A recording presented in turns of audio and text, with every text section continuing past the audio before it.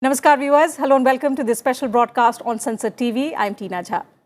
As the world marks Human Rights Day on 10th December, the focus this year is on dignity, freedom and justice for all. The call for action is stand up for human rights.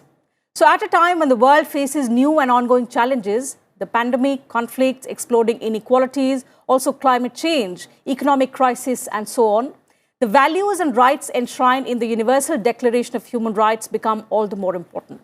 To discuss the significance of the day this year and how we are working towards promoting and protecting human rights, I am joined by a special guest in the studio, Chairperson of the National Human Rights Commission, Justice Arunkumar Mishra. Justice Mishra, thank you for your time. Welcome to Sansad TV.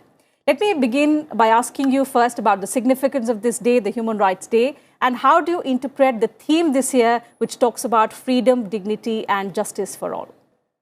Theme for this year is very well reflected in our culture, which says Vasudev Kutumbakam. Entire world is one family. We have to respect each other and treat all the human around the globe as fellow, not as adversary. The dignity, freedom and justice for all signifies that all humans are equal, and it intends towards empowerment of those deprived of socio-economic justice. They are vulnerable and especially abled, LGBTI, and those who suffer inherently from backwardness and have been kept behind for centuries. We have to address their concern in order to provide them human dignity, in order to provide them freedom and justice. Justice for all means those who have been deprived of socio-economic emancipation. While distributing the benefits, we have to ensure that distributive justice is meted out to them, those who needs. We are obliged as a welfare state, and even as better those who have earned sufficiently, it's their duty to fulfill the basic needs of other human, those who are deprived of it. So we have to ensure justice for all means distributive justice for all means basic needs have to be fulfilled for all. And it is the state's obligation, it is the society obligation, it is the obligation of all of us to care for each other and to ensure that in the process of development, nobody is left behind and everybody is given as per his rights and basic needs. Absolutely. UDHR, which talks about these universal rights for every human being, it is in fact the bedrock of human rights and sustainable development goals as well, the 2030 agenda that the world has been focusing on and is working towards achieving these goals. But in that aspect, if I would like to understand from you the vision and aim of the NHRC, which in India works for promoting and protecting human rights. Actually, we believe that we have to work towards the direction of Bahujan Hitaya, Bahujan Sukhaya.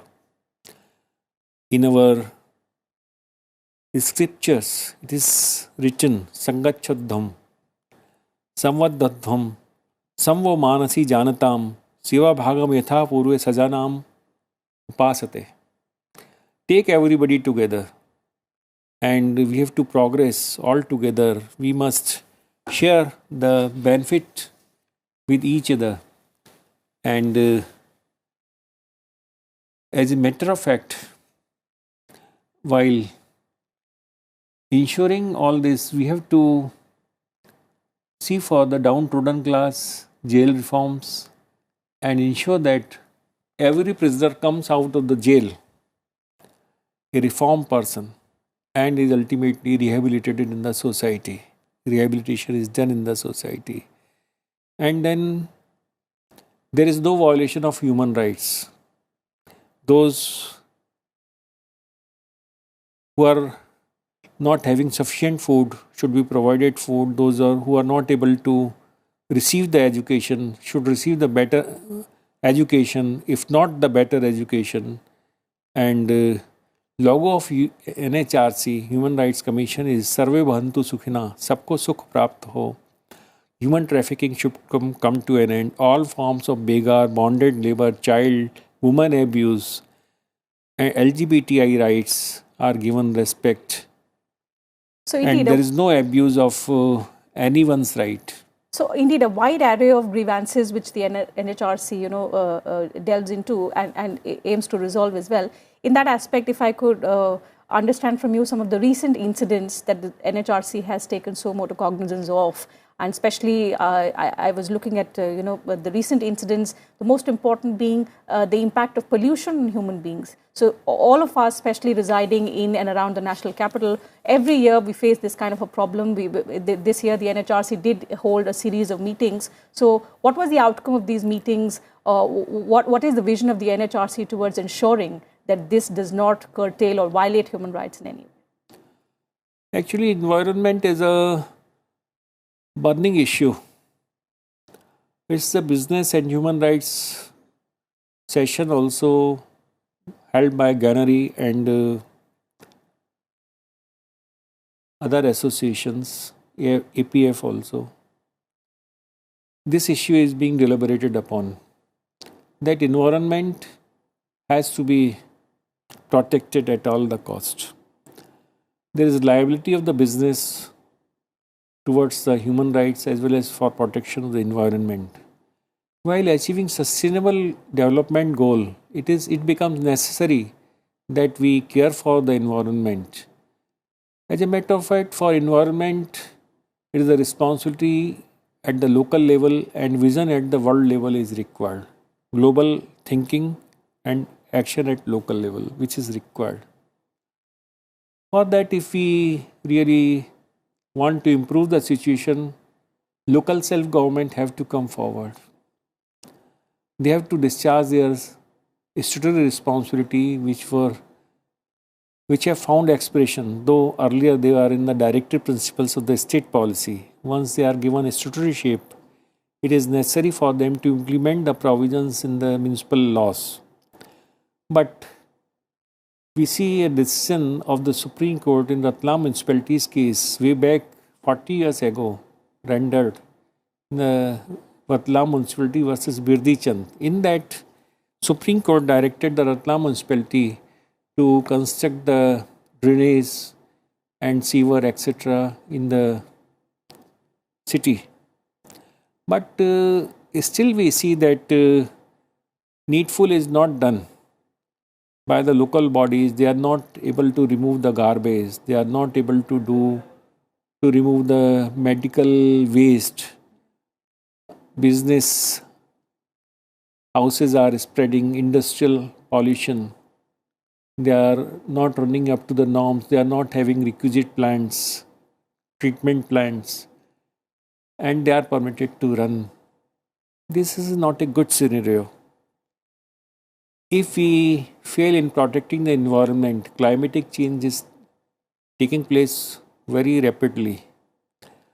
If we have to live, we have to survive, we have to protect the environment.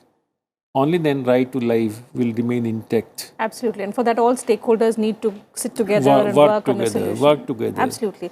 Another area of concern that, the NHRC recently has been working upon, and I was reading, is the fact that there have been increasing incidents of deaths of people involved in hazardous cleaning.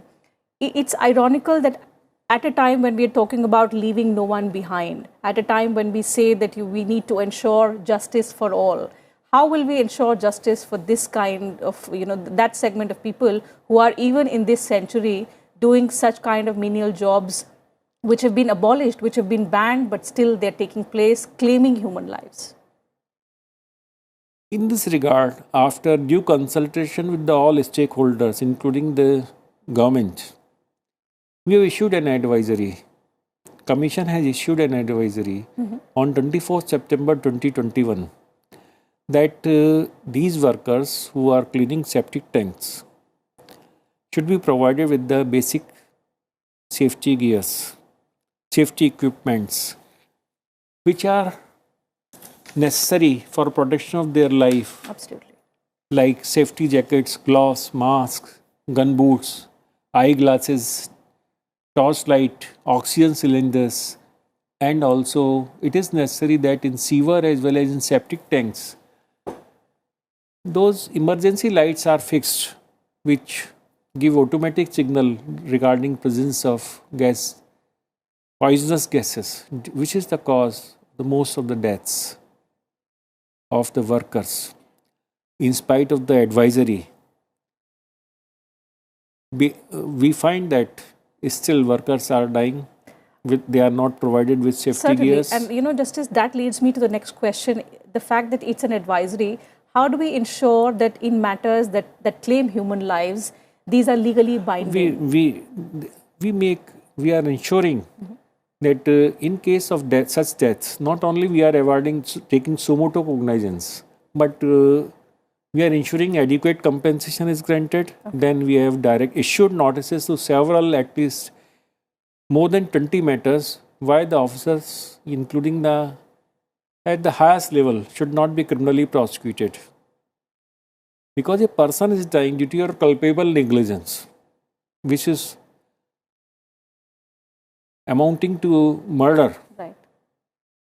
So why they should not be criminally prosecuted and also held liable in law of torts? Departmental inquiry, we are going to order definitely for non-compliance of these provisions. In addition, we have directed that mechanical cleaning of sewer as well as septic tank should be done. Hyderabad, it is being done by Bandi Courts, which is a mechanical device due to which it is not necessary for a person even to enter septic tanks and sewer lines. And it is done, mechanical cleaning is done, jetting, etc. can also be resorted. Mm-hmm.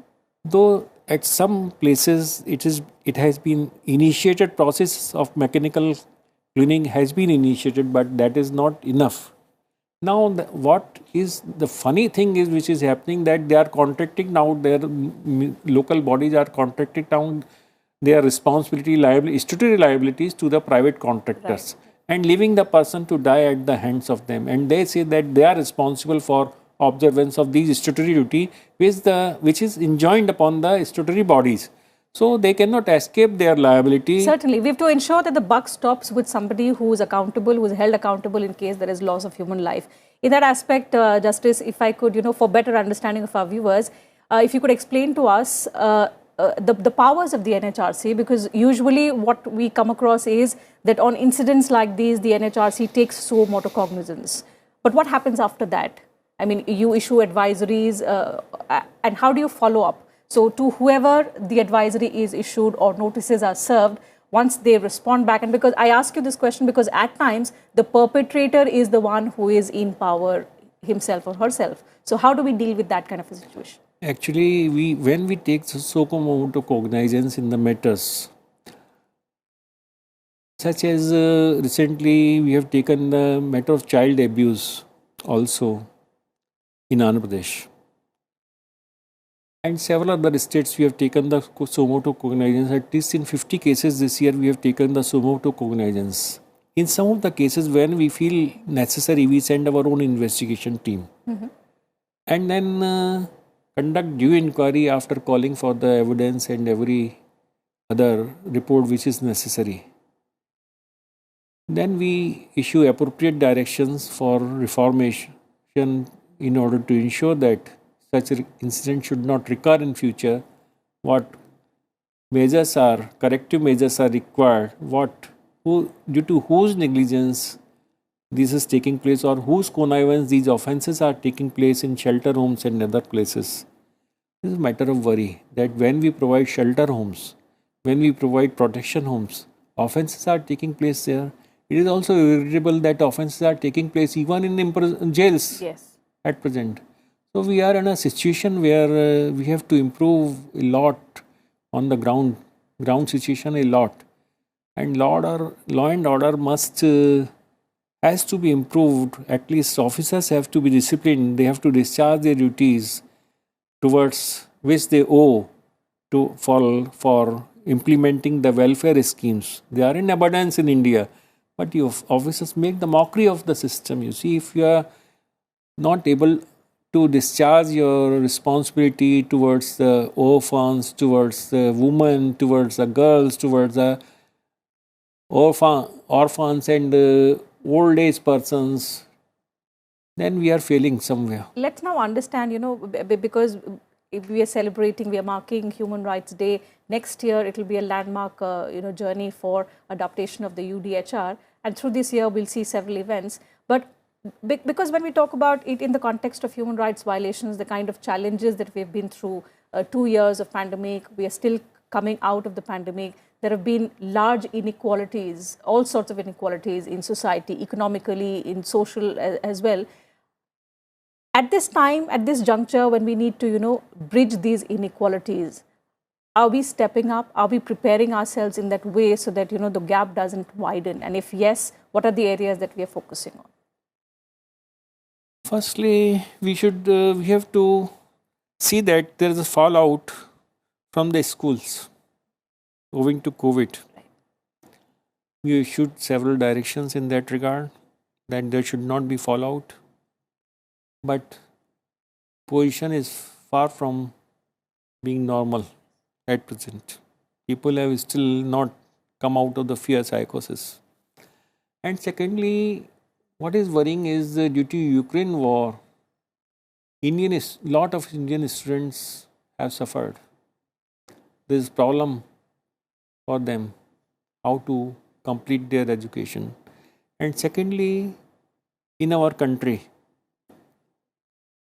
though there are educational institutions, but education, the best institutions of India, is beyond reach of poor. You have to obtain bank loans, even for completing medical education. Loans are very easily available than the education in India. So it is not a good scenario. And then we should have that framework in rural and tribal areas.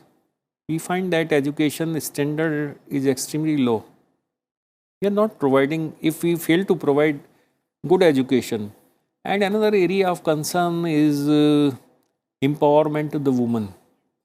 They are being discriminated still under the guise of various practices, customary or religious or other practices. They are not providing being provided equal inheritance. They are not being provided equality in remuneration, wages which they get. They are not being provided equal parental rights. They are not being provided with there are issues of their domicile of a married woman, of which place she should be treated as domicile. So there are discrimination, and time has come that until unless we treat this half of the population of women, which gives birth to the man, you see, this superiority complex of man should come to an end. We should treat the women as equal partners. We give dignity to them, and only then this slogan of giving dignity to all, justice for all. If we ignore the woman, and even if it is necessary by legislative intervention, we should give all the rights which might have been taken away by religious practices, customary practices. And we have fortunately with us Article 44 of the Constitution of India, which says that it is bounden duty of the government to proceed towards having a common civil code. India that way is quite fortunate, sir, because we've seen in recent months how women in, supposedly a country of the first world has not given women the right to choose, make their own decisions on reproductive rights. And you've seen the protests taking place in Iran, wherein women can't make a choice as to what to wear. So we are fortunate that ways, but the kind of gender equality we would expect in India, that of course is still a long way in terms of making it all the more inclusive. You mentioned a lot of grievances of different sections of society. So we understand states have these commissions wherein these grievances can be addressed. But wherein these options are not available, what are the other methods that people can resort to so that their grievances are also resolved? As a matter of fact, if we see, National Human Rights Commission can entertain the complaints even which can be entertained by State Human Rights Commission. It is option available to any complainant to approach National Human Rights Commission, though there exists a State Human Rights Commission in the state. State commissions can only deal with the subjects which are in the state list and in the concurrent list. The subjects which are in the union list can be, and in addition, state list as well as concurrent list can be dealt with by the NHRC. In case for any reason, as in J&K, at present no commission is functional, they are filing directly complaint to us. In one more in northeast states, there is no commission at present functional. Nagaland, to say Nagaland, they are filing complaint directly to us, and we entertaining. We are calling for the action taken report on those complaints, and then we are deciding, we are dealing with that. So there is no vacuum. You've been at the helm of NHRC for a couple of years. Having understood the functioning of the body, the kind of powers that it has, do you think there is need to make it more effective in terms of the advisory and the reform that it talks about, and make it more binding on all of the stakeholders? As a matter of fact, no further teeth is required. As a state commission as well as National Human Rights Commission are having powers, and they are going to the extent of even advising the government on the international treaties, international conventions, and so many other rights are there in the institute on which we exercise our power. And though it is said that you are a recommendatory body, but recommendations are also sometimes binding. Absolutely. I feel that its powerful commissions are powerful and very well respected by citizenry, as well as by the officials, by the government, as well as we are not adversary in that matter. We are not adversary to anyone on earth. We are just protecting the people from violation of their human rights. We are not adversary to anyone on earth.